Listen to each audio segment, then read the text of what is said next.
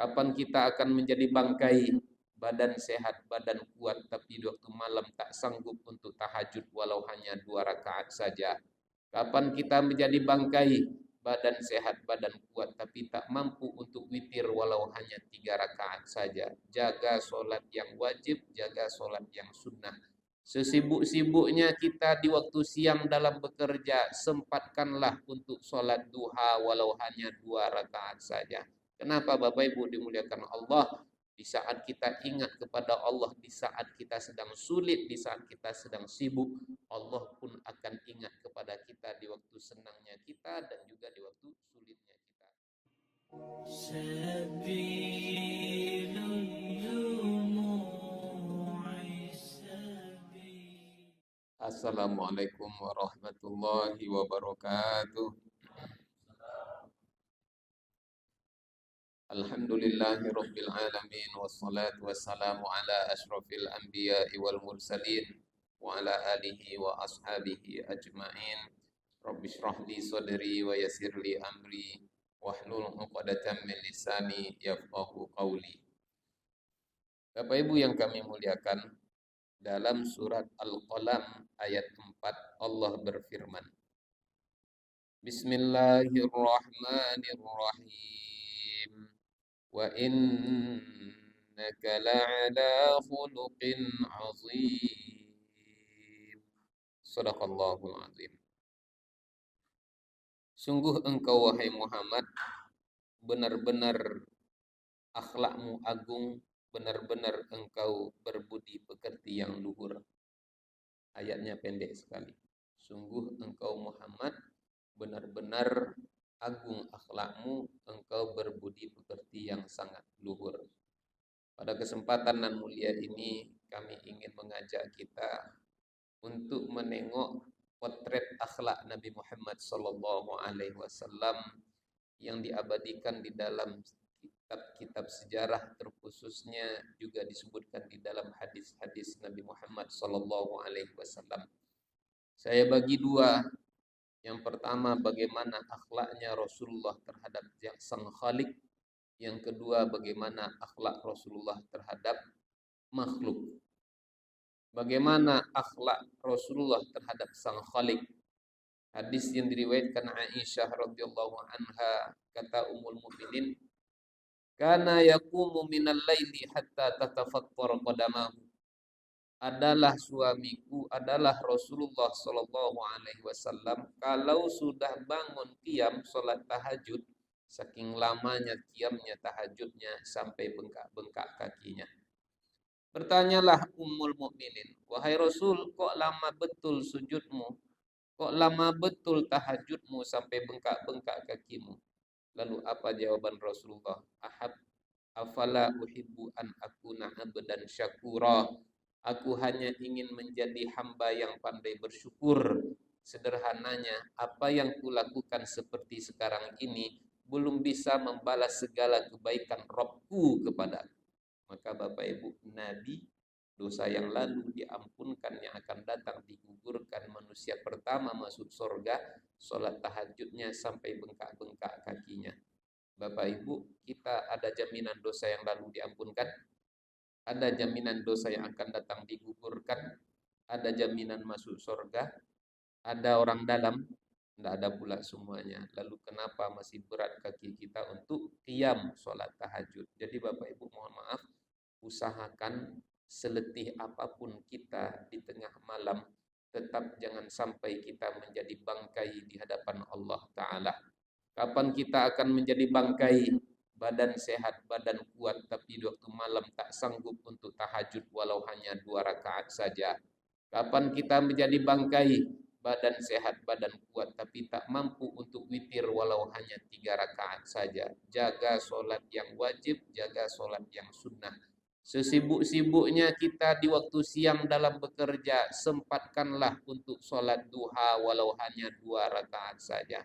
Kenapa Bapak Ibu dimuliakan Allah? Di saat kita ingat kepada Allah, di saat kita sedang sulit, di saat kita sedang sibuk, Allah pun akan ingat kepada kita di waktu senangnya kita dan juga di waktu sulitnya kita. Dalam satu hadis yang diriwayatkan oleh Imam At-Tirmizi, Nabi bersabda, Siapa yang menjaga solat duhanya, maka Allah akan ampunkan dosanya sekalipun dosanya itu sebanyak buih di lautan. Setidaknya dosa kita dari pagi masuk ke kantor, bangun tidur sampai ke kantor itu dosa melihat yang tak baik, dosa yang pernah menggunjing, dosa yang pernah mengejek orang, dosa di tengah jalan terlihat sesuatu yang dibenci syariat, setidaknya dosa kita sebelum itu sudah diampunkan Allah Subhanahu wa taala. Ini contoh pertama akhlak Nabi kepada Sang Khalik. Lalu bagaimana pula akhlak Nabi terhadap makhluk? Salah satunya saya kutip dari hadis yang diriwayatkan Anas bin Malik. An Anas bin Malikin anna rajulan min ahlil badiyati yuqalu lahu Zahir bin Haram. Kana yuhdi ila Nabi sallallahu alaihi wasallam al-hadiyata wa yujahhizuhu Rasulullah sallallahu alaihi wasallam idza arada ay yakhruja. Faqala Rasulullah sallallahu alaihi wasallam anna zahira badina wa nahnu hadiruhu.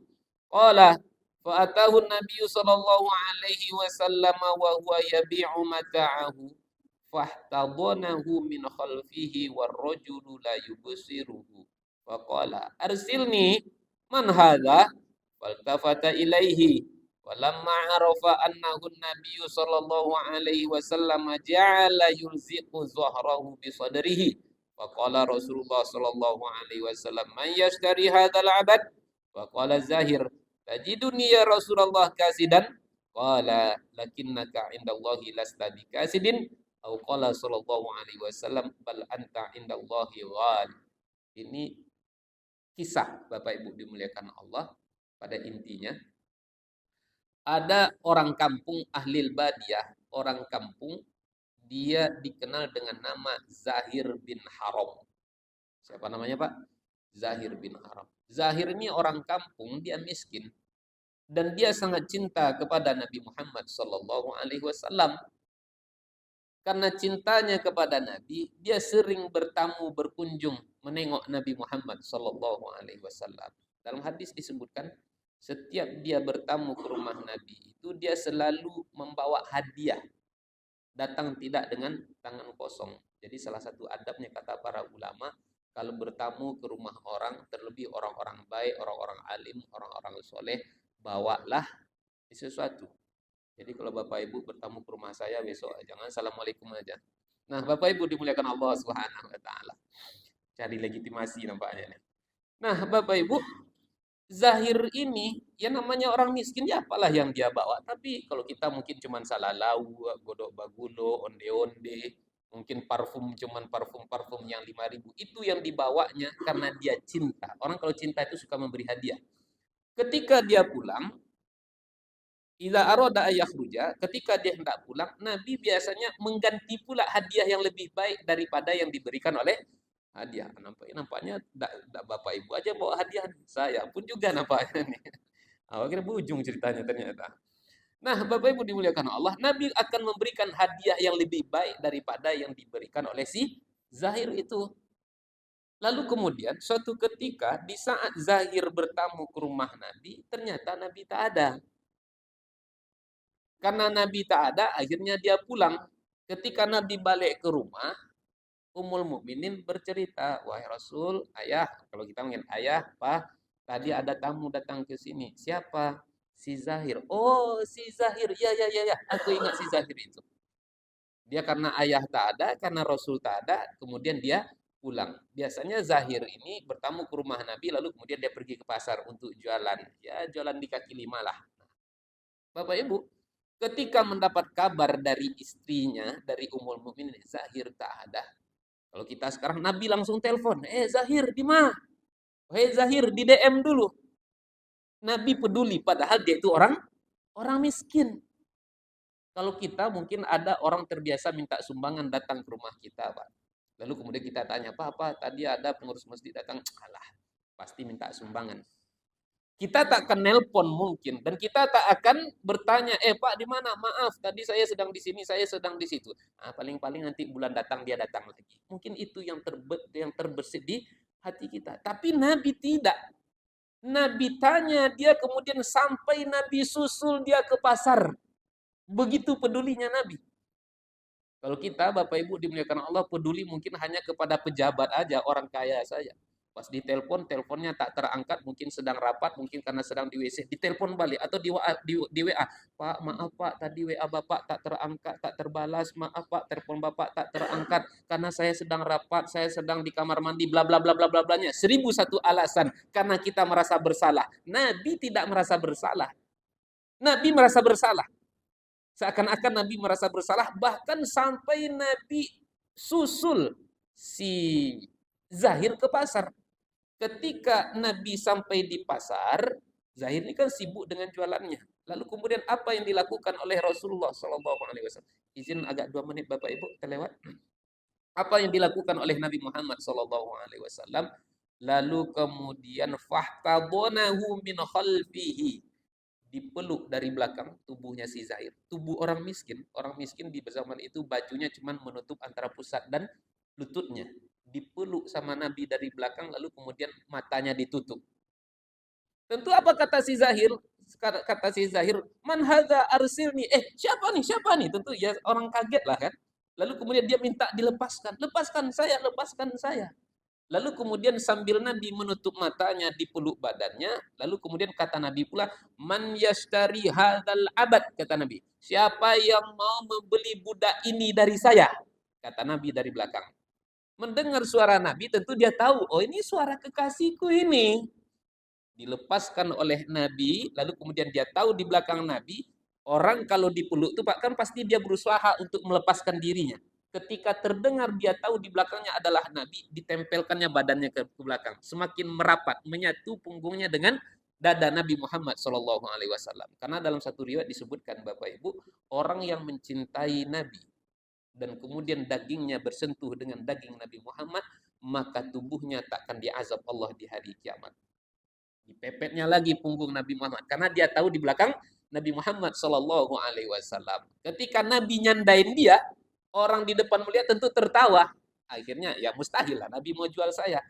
Akhirnya kalaupun engkau mau menjual saya wahai Nabi, tidak perlu mahal-mahal. Saya ini kan hitam, saya ini kan lemah, saya ini orang miskin, tak bisa banyak melakukan apa-apa. Jual saja saya Rasul dengan harga yang murah, karena saya ini murah, kata si Zahir. Lalu kata Rasulullah Shallallahu Alaihi Wasallam, lakinnaka indallahi lasta bikasidin. Au qala Shallallahu Alaihi Wasallam bal anta indallahi ghalid. Kata ente murah. Kata ente tidak bernilai, tapi ente di mata Allah bal anta indallah, ente di sisi Allah ghalid. Ente itu mahal. Engkau itu terhormat. Kenapa? Salah satu sebabnya karena engkau begitu cinta kepada kekasih Allah Rasulullah Shallallahu Alaihi Wasallam. Banyak pelajaran di balik kisah ini, tapi satu di antaranya, Bapak Ibu dimuliakan Allah, bagaimana Nabi memperlakukan orang miskin yang tidak dipandang oleh kebanyakan manusia. Nabi tetap memperlakukan dia sebagai orang yang terhormat, sampai-sampai kalau kita mungkin miskin pasti bau, pasti busuk, bajunya compang-camping, seminggu tidak diganti, bau pianggang. Nabi tetap mencium, memeluk orang itu sekalipun barangkali badannya bau, sekalipun dia itu orang miskin. Karena syariat kita menjelaskan semua manusia itu sama, yang membedakan cuman hanya ketakwaannya kepada Allah Subhanahu wa taala. Bapak Ibu, mohon maaf agak sedikit terlama. Mudah-mudahan kita bisa menauladani Nabi Muhammad dalam segala sisi kehidupan kita sebagai bukti cintanya kita kepada Rasulullah. Kelak di yaumil kiamah Allah bangkit juga kita bersama Rasulullah dan ditempatkan dalam surganya nan mulia. Amin ya rabbal alamin. Mohon maaf atas segala kesalahan kekhilafan. Wabillahi taufik wal hidayah. Wassalamualaikum warahmatullahi wabarakatuh.